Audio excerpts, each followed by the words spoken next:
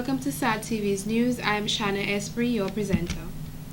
In our top stories, drug bust in Portsmouth and Stowe, BVI data theft may stand off Indian tax authorities, Bangladesh Islamist Ghulam Azam found guilty of war crimes, and in sports, results of games played on Friday, July 12th in the Lime National League. Details of these will follow.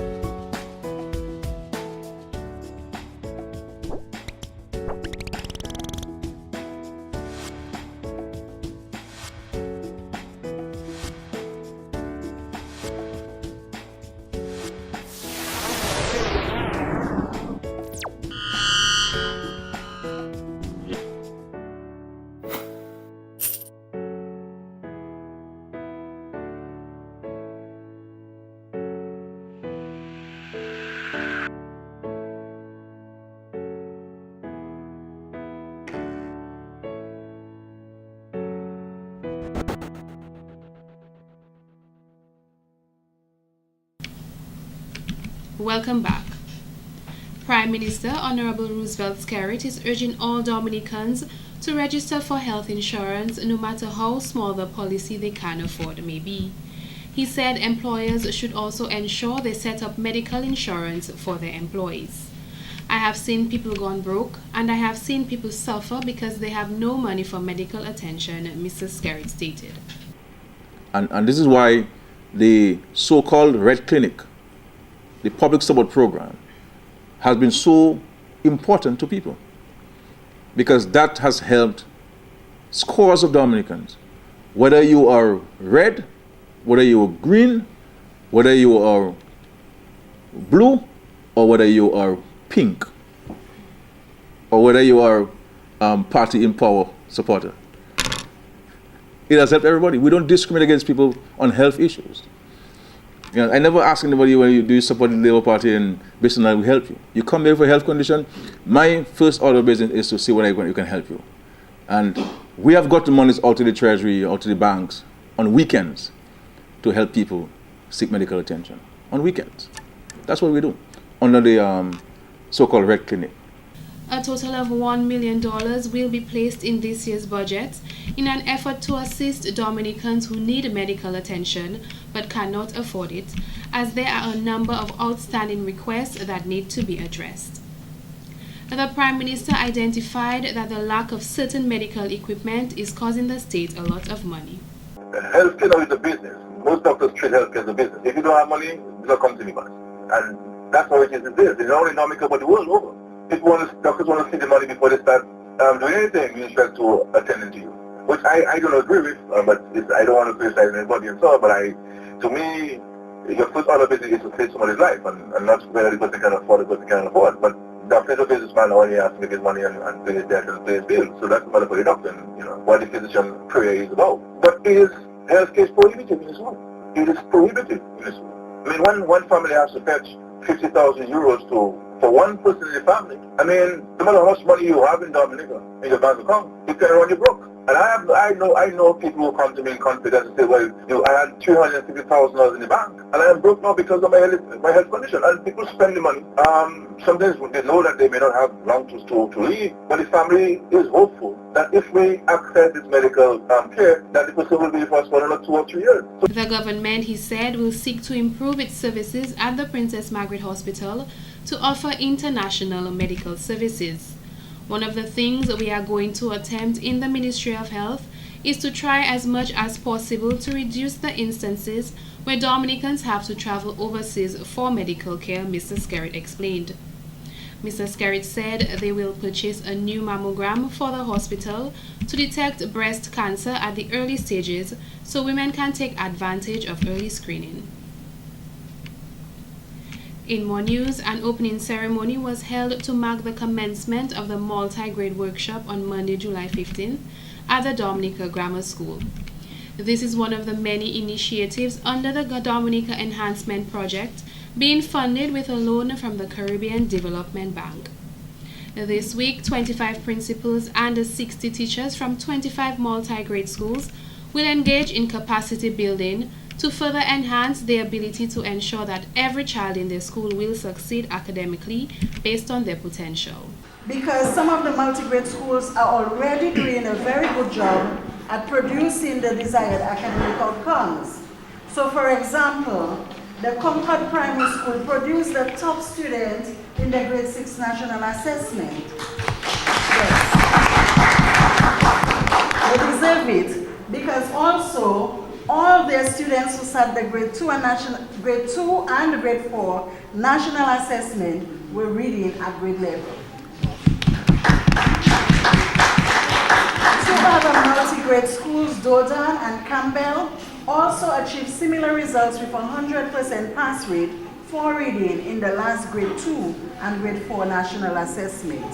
Permanent Secretary in the Ministry of Education, Mrs. Chandler Hyacinth, added that their system of primary education generally tends to persist in areas of low population density, where populations of teachers and students are declining, where parents tend to send their children to more popular schools within reasonable travel distance, and where we have fluctuating annual admissions.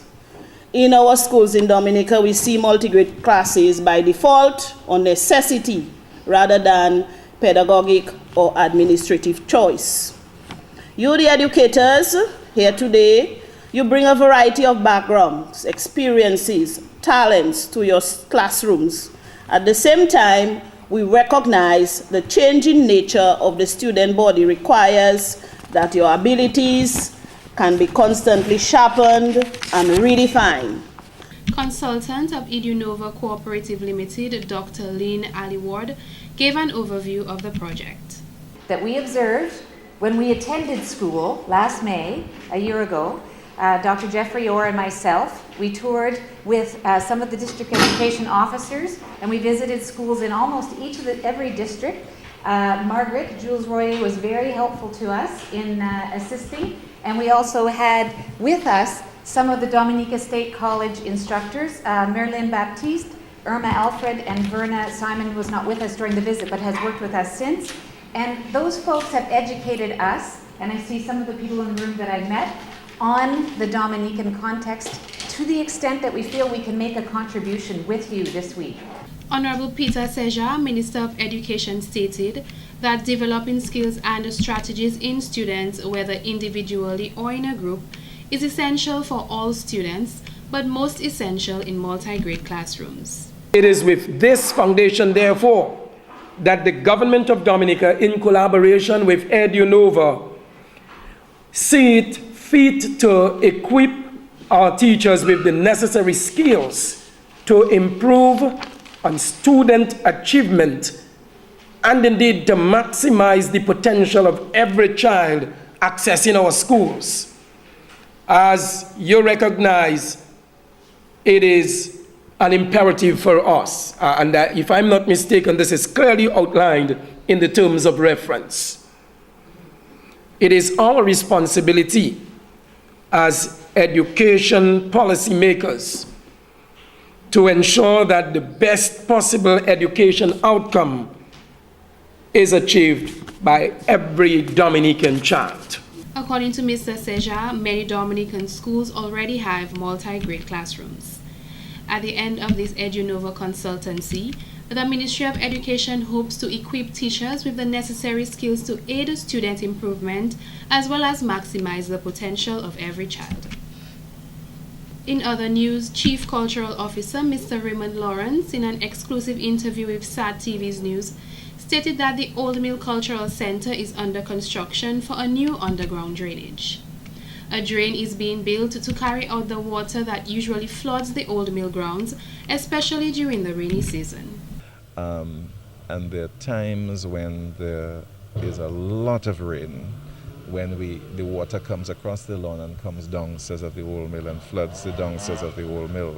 We've had that happen a couple of times. So, and then long ago, there was an underground drain that took care of most of the water, would accommodate most of the water, but that drain became clogged and blocked, and eventually just covered by soil. This project, funded by the government of Dominica, is costing over $40,000. Mr. Lawrence believes the underground drain will most certainly take care of this flooding issue. The project started in June and is expected to complete towards the end of August. The Chief Cultural Officer wants to inform the public that this project will not interfere with Independence activities hosted at the Cultural Center. Because if he said 8 weeks, then maybe that should take us up to the end of August. Independence would start in at the end of September, so hopefully the lawn will be back in shape for the Independence activities. Okay, and what if it's not? What would be the next step? Well, we would simply have to divert or move the shows to other locations. We're responsible for the Arawak as well, but there are other locations too, if it comes to that. But most of the shows taking place at the Old Mill happen in October during Independence. So if they're planning to complete it by August, and I think by that time we should be able to be ready for the shows for Independence.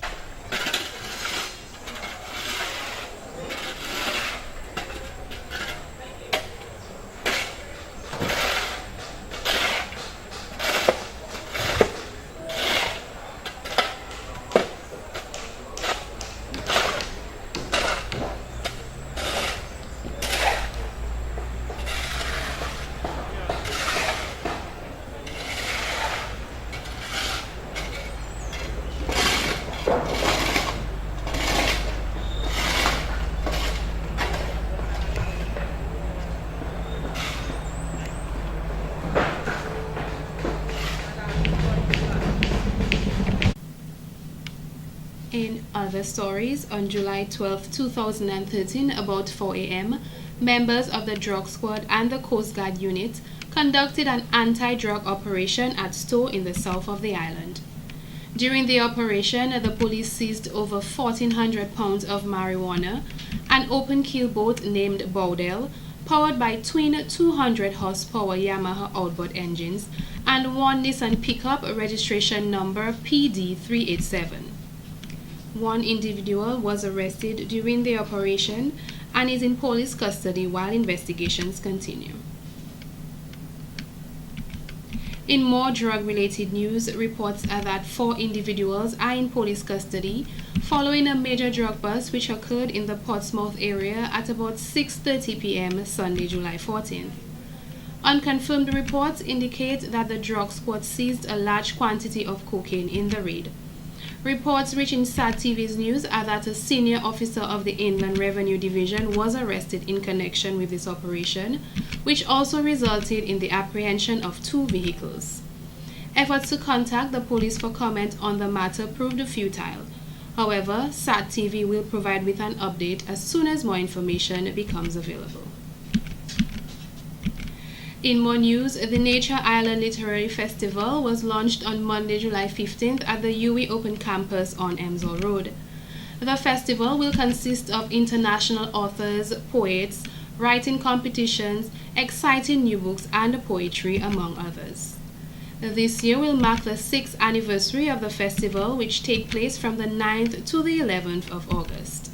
Dr. Alwyn Booley, chair of the committee, gave an overview of this year's festival. Literacy, as you know, has to do with learning to read and being able to read and so forth. Literary deals with literature, books, reading and writing, publication, where writing takes you, the various areas of writing that one can explore through novels, through poetry, through essays, playwriting, screenwriting, all these various new careers which are so popular now. Writing for television, writing for newspapers and for radio, newscasts, journalism. All these various forms of writing are encompassed by the Literary Festival. This activity is hosted yearly significantly because it is very important for the growth of communities. Each year we look at the theme, and the theme, of course, always has to do with emancipation. The festival, emancipation, basically has to do these days with emancipation from mental slavery, as was said by Marcus Garvey and repeated by Bob Marley. So emancipation of the mind And so the readers that we select usually are readers who are readers involved with change, a different approach to things, a different approach to life. And this year, the choice was obvious in that this year marks the 100th anniversary of the birth of an extremely celebrated Caribbean writer, in fact, a neighbor of ours, in the person of Aimé Césaire. Dr. Shyla Esprit gave a presentation on the 2013 program for the Literary Festival. The book fair and book exchange, which will be happening all weekend. We also will have the book exchange at the Rosa Market as usual on the weekend before. And we'll also have a children's workshop on August 3rd. That's the weekend before, right here at the UWI grounds. And that's usually well attended by children from all over the country. School ages from about 6 to 12 is our age range. And so we encourage parents to bring their children for a morning of fun, reading, storytelling, artwork, drama for that Saturday morning. And it's going to be a great event. That's August 3rd. There will also be activities such as Poetry on the Beach, Open Mic, Winged Words and Words on Fire, which will include hot new poets, including Whitney Greenaway. This year's Nature Island Literary Festival's theme is Read for a Change. In other news, one vehicle suffered some significant damage while the driver was on his way to the village of Soufriere on Sunday, July 4th. According to reports, the vehicle, a 3-door Suzuki Escudo Jeep, registration number PG048, overturned before a corner. The driver lost control as a result of loose sand left in the corner of the road following a cleanup after the passage of Tropical Storm Chantal. The vehicle came to a stop in a gutter where the rear window, in addition to the windshield, as well as other glasses, was shattered. The roof also caved in. The identity of the driver is unknown. However, we do hope that the individual is safe and did not suffer any injuries.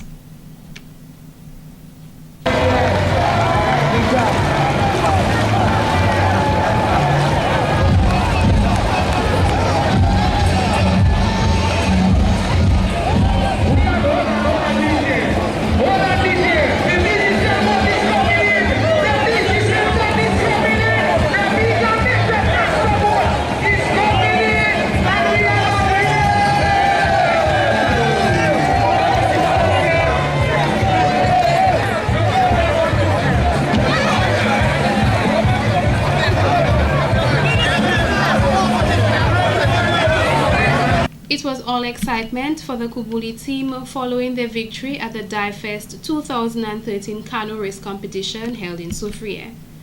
The event, which took place on Sunday, July 14th, saw a number of teams participate in the event. However, the rowing techniques of the Kubuli team was superior to their competitors, affording them with what seemed to be a flawless victory. Captain of the Kubuli team, Mr. David Toussaint, said it felt good to win this year. We win this year by following up of last year. What happened last year, we know we have to come back better because last year was a bit struggle. We almost win it last year, so this year we just have to come back better. Mr. Toussaint noted that his team has been winning the competition since it began. They have won 5 competitions consecutively, which in itself is a remarkable achievement. According to him, they were supposed to win the competition last year, but due to some controversy, it was given to another team, which served as a motivation for them to rethink their game plan to win this year. The technique is more or less the way you do your rowing, and when you get to the pick-up point and you captain, you know you have to know how you position yourself to pick up and your state of rowing. You know, if you just rowing and fighting with one another, you're not going to go nowhere. So you always have to be as a team. That is what that causes to win. So do you all practice for this competition? No, we don't really practice for this competition. It's when we reach on point, we just talk to one another and tell them what we have to do, and we know what we have to do already, so then we just go ahead with what we have to do. Now some of the other teams look disorganized. What is the method behind the Kubulitz team coordination, since everyone was in sync with one another? Well, the problem with them now, everybody want to make up their own mind of what everybody thinks. If you have 4 people on a team, everybody want to say what they think that is the best thing to do, when everything's supposed to come up to one person. The captain explains what the team will work on improving for next year's competition. Well, I think if Dominica come together, we can really bring up DIFES to a better stage. I think it really needs some more activity in the area. You know, just the canoe race in the area is not enough for DIFES. We need a lot more activity. We have the Piqui race. We can also have the Piqui race and other races, you know, at the DIFES, you know, to keep it up going and not just waiting for one particular race. You know, it kind of killing the procedure. Take a look at the members of the Kubuli winning team. 4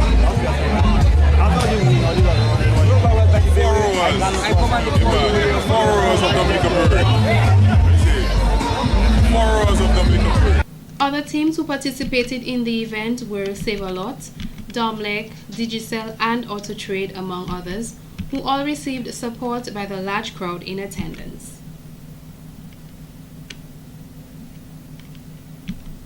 In more stories, the National Cooperative Credit Union Limited, Tule July 15th, has officially launched the opening of their Kadas Lipso competition. Mr. Raymond Lawrence, Chief Cultural Officer and representative for the Cultural Division, gave his support to the sponsors and organizers of the event for helping to promote and develop Dominica's culture. He compared the effect that reggae music has had in Jamaica to how far Dominica can reach with the promotion of our Kadas Lipso and music in general. So we know reggae has done so much for Jamaica in the world. I mean, maybe reggae by itself has probably done the most in terms of promoting Jamaica as a country in the world. So the same, in a sense, could be done for music from Dominica, and to a large extent, music from Dominica has helped to promote Dominica in a very large way, and Kadas music as well. I remember in the 70s when Exile One and Midnight Groovers and so were in their heyday, Ophelia, they were recognized and appreciated all over the Caribbean. He says it is important that the private sector support the arts and all areas of culture. Mr. Lawrence believes the competition does not only provide an opportunity for singers, but for songwriters and performers as well as musicians. Mr. Colin Piper, addressing the crowd as Director of Tourism with the Discover Dominica Authority, also voiced his support and appreciation of the NCCU for their partnership. Last year's competition introduced 50 entries, with 20 of those performances making it to the final show. We don't have the space to be mediocre on the planet anymore in the Caribbean. When I listen to SoundCloud, there are so many genres competing at a high level for people's airspace that we no longer can sit back and think of it in a laid-back way. We understand that we don't have the cash to, do the Jay-Z and the Beyonce thing. But what we do have is a powerful creative network. Events Director Mrs. Natalie Mead said she is confident that they will receive more than 50 entries this year. According to Coordinator Marcel Harrigan, one of the major concerns of the partners was that the show was too short last year. Therefore, they are looking to lengthen the event to allow investors to make a return on their investments. Reigning Kadas Lipso King, Mr. Webster Murray's stage name, D-Web, says he may be writing his own song this year and is excited to participate in this year's competition and hopefully be crowned king once again. In more news, Shanda Francis, representing the Lighthouse Academy, has won the 2013 DBS Radio Reading Competition 2013. Anansi realized the sky god had promised a present for stopping the snake from killing. Besides, The snake was keeping him from having a party on the island. Anansi told the villagers to get him a bowl filled with chicken eggs and a long rope. Then he told them to cut down a tall tree and strip off the branches and carry it down by the river. Miss Francis, who won the title with 490 points, received $2,000 for herself as well as $2,000 for her school. She also received $300 from Dominic for being the best reader in round 1 and additional $300 for being the best reader in round 2. Miss Francis will also have the opportunity to present DBS Radio's 1315 newscast. Malette Murray of the Pioneer Preparatory School emerged second with 470 points and received $1,000 from Courts along with a laptop. Anansi and the Python. Anansi stepped off the cruise ship and took off his party hat and held it in his hands. "Where's the party?" he shouted. Then he listened for the sound of calypso and reggae music. What he heard was silence. Anansi sniffed the air and licked his lips, expecting the scent of tropical fruits in the air. In third place was Michaela John Baptist of the Convent Preparatory with 469 points. She received $600 and a computer from Lime. DBS News. Dominica's ambassador to the Organization of Eastern Caribbean States, OECS, Felix Gregoire, said Dominicans should seek to enjoy all the benefits from the OECS Economic Union. Minister Gregoire said that nationals need to know what is in place and what rights they have because of the arrangements. Fourth place went to Anicia Coppel of the St. Martin Primary School with 467 points. She also received a cash prize from Courts and a tablet from CIS. One day, Anansi went to Sky God to complain that his wife was nothing more than an extra mouth to feed. Sky God asked Anansi, "What would you like me to do about this problem?" "Please give me a wife with no mouth upon her face," replied Anansi. "Okay," said Sky God. "Come the morning, I shall give you a new wife with no mouth upon her face." 9 primary school students competed against each other. There were 2 rounds where each student read one story, a narrative and a news item. This year's theme for the competition was Read Today for Tomorrow. And in court news, in what can be considered a historic day in bail applications, Friday, July 12th, will surely not be forgotten anytime soon by some determined reporters. They sat at the magistrate court for over 7 hours during a lengthy and heated bail application on behalf of 7 individuals charged for the robbery of Colombians that occurred on July 1st at Coptol. After numerous attempts by the prosecution, who was represented by Inspector Claude Weeks and Michael Loda, in persuading Magistrate Bernard Paquette on why the prosecution was opposed to the individuals being granted bail, they were counteracted by the defense lawyers. At the end of what seemed to be a never-ending bail application, the matter, which began at 10 a.m., came to a close at 7:45 p.m. After needing some time to deliberate his final decision, Magistrate Paquette granted bail to 6 individuals.